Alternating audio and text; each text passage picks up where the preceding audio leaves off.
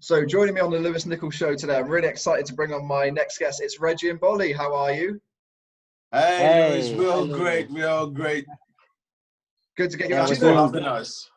I was going to say, genuinely, I'm not just saying it because you're on the show. When I got the email with your new single and I listened to it, it's one of my favorite songs this year because as soon as I listened to it, I wanted to book a trip on holiday. It's got such a good Wow.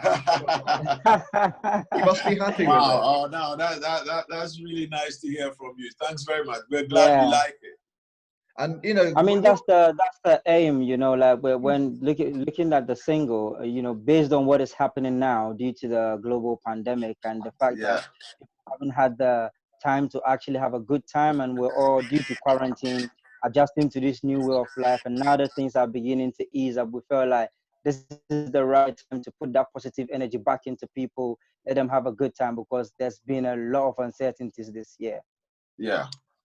I mean, with your music, I mean, I'd always associate you with positive vibes and happiness. And when I got the song, I thought, is it going to live up to what I normally expect from you? Because normally when there's a gap, you can sometimes be a little bit disappointed. And I didn't get that at all with you. It was just what I would expect. And Amazing. like I said, I think you're going to get a really good response from the single. I really do. Oh, thank you.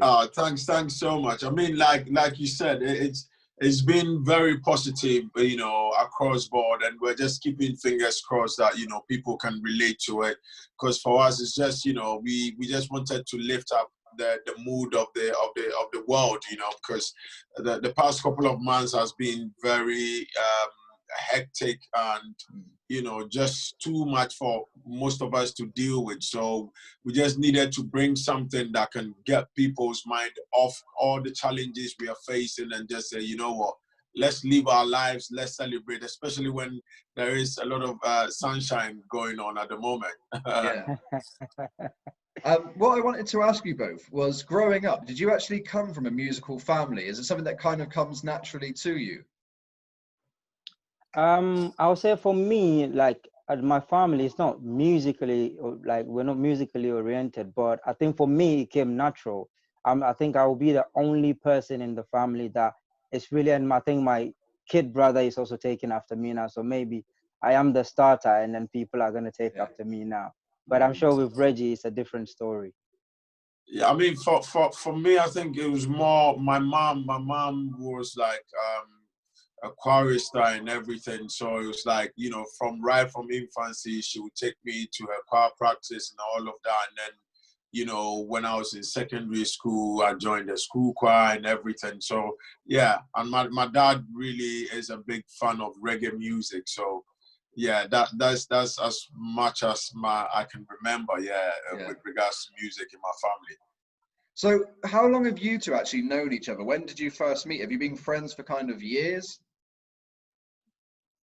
Oh yeah, now I'm trying to count it now. As soon as you started asking the question, so that's gonna be over 12 four, to 13 12 years to now, yeah. 13 years now. Yeah, because Wow. we met way back in Ghana before when I moved. I think a year or two. Reggie also moved to the UK, and then we rekindled the relationship again, and we kickstart Reggie and Bollie. So that's going to be about 12 to 13 years now that we've known each other. He's always a pain but I'm dealing with him, so it's okay. And I mean, it's been 5 years since you actually came onto our TV screens on the X Factor. So for you both, what was it about that time that made you feel, do you know what, this is right for us now? Let's give it a go and see what happens. What felt right about it? Well, I think at the time we were we were releasing music, trying to promote, but we didn't have a strong fan base. We didn't know how to go about things because like we were kind of new in this country, especially with regards to the music industry. So we're like, you know what? If we believe in ourselves and our talent, why not, go on a platform like the X Factor where you can show what you've got, and if they like it, they will push you on. So that's what motivated us to go, and we're really glad that we had that opportunity, and the whole of the UK and the rest of the world supporting us all the way through till we came in as first runners up, and we are very grateful for that opportunity to date. And I mean, the good thing about you guys was normally on the show like that, you get someone who might have a personality but not the voice, or the voice but not the personality. But you had it all, and you went out there, and I think that's why the audience warmed to you. So when you performed and you got the reaction from the audience, did you know then that they were kind of with you? I would say at that time, to be honest, I think throughout the show we were just being ourselves, and Yeah. really sinking, because for us we felt like, oh, this is us. But I think we've have a bigger platform to showcase who and what we are about. And it just always baffled our mind how people fell in love with us, because when you've done it so many times and nobody is giving you that attention, and you get a platform and everyone suddenly falls in love with you, it's hard to let it sink in. But we felt like if they're loving who we are and what we are about, we're just going to keep being ourselves, and we'll continue. Like every day we wake up and say that we thank God that people fell in love with our craft and the personality and everything, and we're forever grateful for that. And your mentor was Cheryl, someone who's had huge success. So were you, when you find out who your mentor is going to be, were you kind of wanting her from the beginning, or were you a bit like, oh, I'm not sure if she's going to get us? How did you feel about having Cheryl as your mentor? Yeah, we were, if I'm going to be honest, I think we were actually rooting, hoping to get either Cheryl or Rita Ora, because like our very first audition, the two of them really reacted very well to our audition. Yeah. And so we were like, you know what, any of them two could go. And then when it turned out to be Cheryl, we were like, yes, let's go. And we're glad we had her, because she is the one who actually believed in us amongst all four judges and said, look, these guys have got something and we need to support them. And we're forever grateful to Cheryl for what she did for us.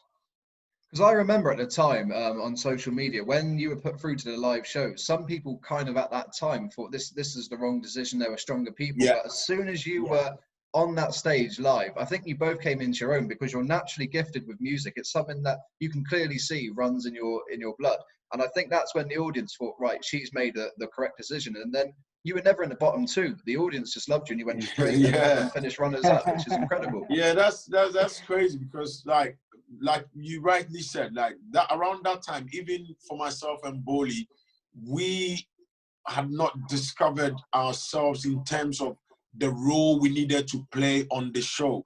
So Yeah. there'll be times when we'll come and do something during the prelims, we'll come and do something and the judges are so wild, and then we come another time and it's like we do something very opposite what they expected from us. So I'm sure that is why most of the people on social media were like, no, it shouldn't be these guys.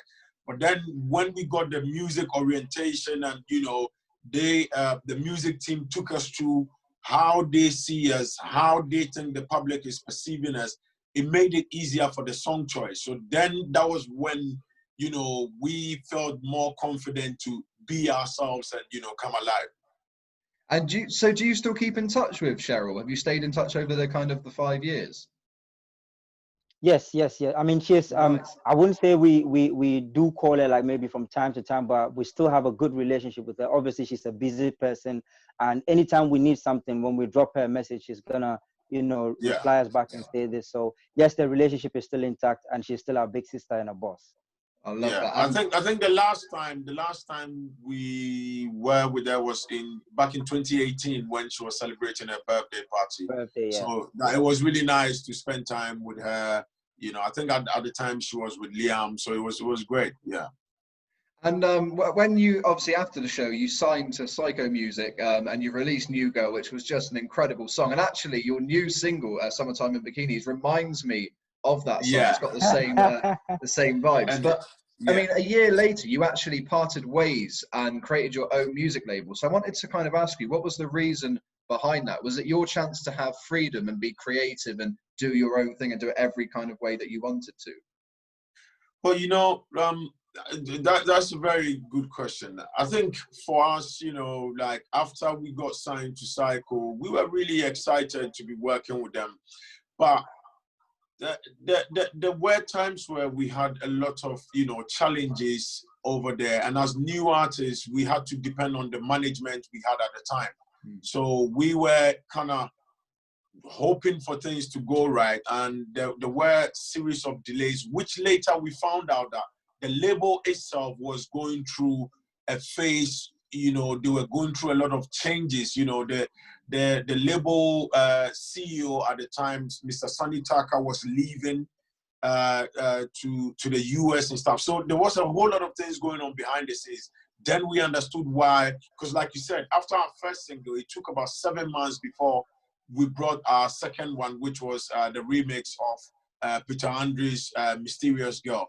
So then the management were like, you know, guys, we need to make a decision here. We can't guarantee how quick the label can bring out your album and everything. So let's come to an amicable understanding and, you know, discuss with the label. So we agreed. We said, look, we love Psycho. Simon has been there for us. But if it means having to part ways to, you know, have that creative freedom and everything, then why not? And I must say, Simon and the Psycho team, they were really lovely with us, you know, to the extent that even the agreement we had, which was supposed to be for the album, they still honored their words, and, you know, whichever payments that were supposed to be done, they did it. So for us, you know, we've got nothing but love for our former label, and it's been great being independent artists too and going through the hustle. Yeah.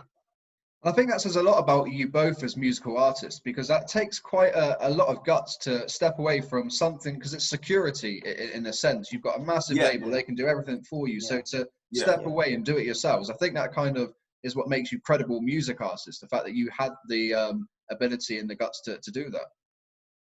Yeah, definitely. Yeah, that's very true. You know, like with X Factor contestants, a lot of times the industry, there is some sort of stigma with, you know, X Factor contestants to be very pampered, especially you come on TV for like 6 months or 3 months, and then you get a record deal and you are, you know, a star overnight and all of that.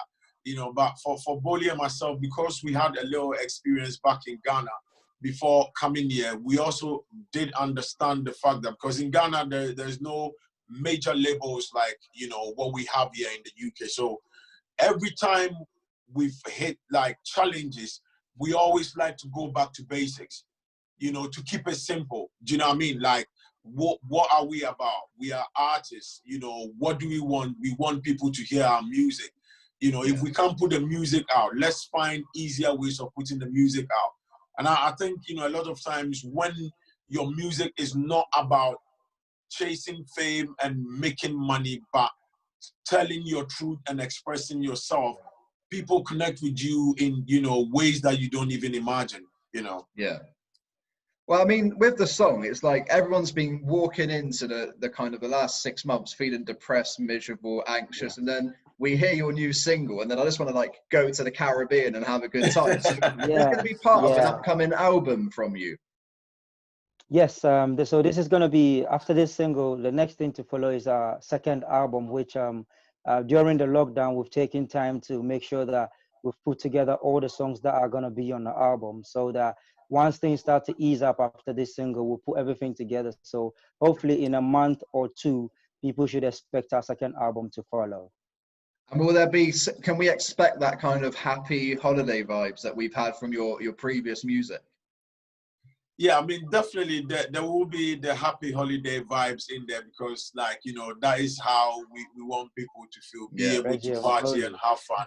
But I will also say, I mean, the last time we released our first album, that was about 2.5 years ago, and we've experienced a whole lot of things, so much changes and growth in our lives. So there will be some, you know, like real life materials in there, you know, different vibes, obviously, with what we've all gone through with this whole pandemic and everything, you know. So we will touch on, you know, deep subjects, and at the same time make sure people can still have fun listening to our album. Overall, there's gonna be a lot of you know, choices. It'll be a great cocktail. Nice. Yeah. And it must be weird for both of you, because normally, I guess, when you have a new single or an album, you do the kind of performing on TV, you do the live shows to promote it. But for you, I guess everything's kind of over Zoom right now. There's no live shows that you can go to. So are you struggling with that? Because you're both energetic entertainers as well. So that must kind of make you feel a little bit suppressed that you can't go out and do what you love doing. Yeah, yeah. To be honest, that's one thing. Like, I even keep teasing Reggie that, man, you're gonna put on weight because these days we're not on the road most of the time.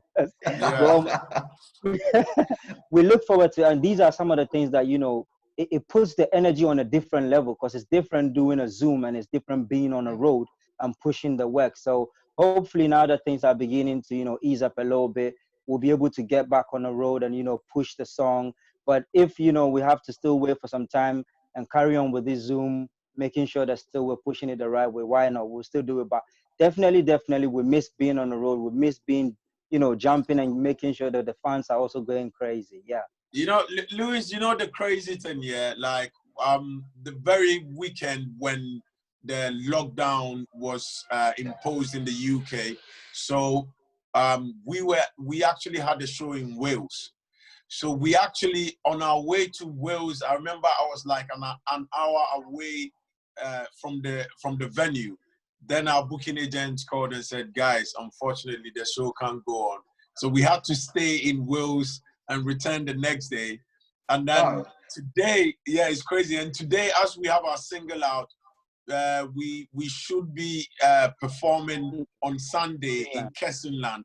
Again, we can't go, so it's like, oh my days. And we've had so many shows rescheduled and some cancelled. So it's like we can't wait, you know. And it makes you actually appreciate the people and you know, those who take time out to come watch you, because you've got your music and everything, but people cannot come out. So what do you do? And the single's out now, isn't it? That's people. Yeah, it's out. Yeah, right from this morning. Yeah, it's out now. Summertime and bikinis. And I got to say, I've interviewed you guys a couple of years ago, and you've always had so much energy. You're always so much fun. And like I said to you, I'm really happy, because when I heard the single, to still have what I would expect from a few years ago, that's rare, because you don't normally get that. It's normally kind of, you get a little bit disappointed over time, but you kept it and actually, I'd say, even got better. So honestly, I love the single. We're going to play it now. And thank you for taking the time to talk to us again. Oh man, we really appreciate it. Thanks so much. And hopefully when this whole lockdown thing is done, we can actually come sit with you, you know, 100%, and actually do it. Yeah. Amazing. Thank you so much, guys. No, thank you for having us. Really appreciate it. Thank you.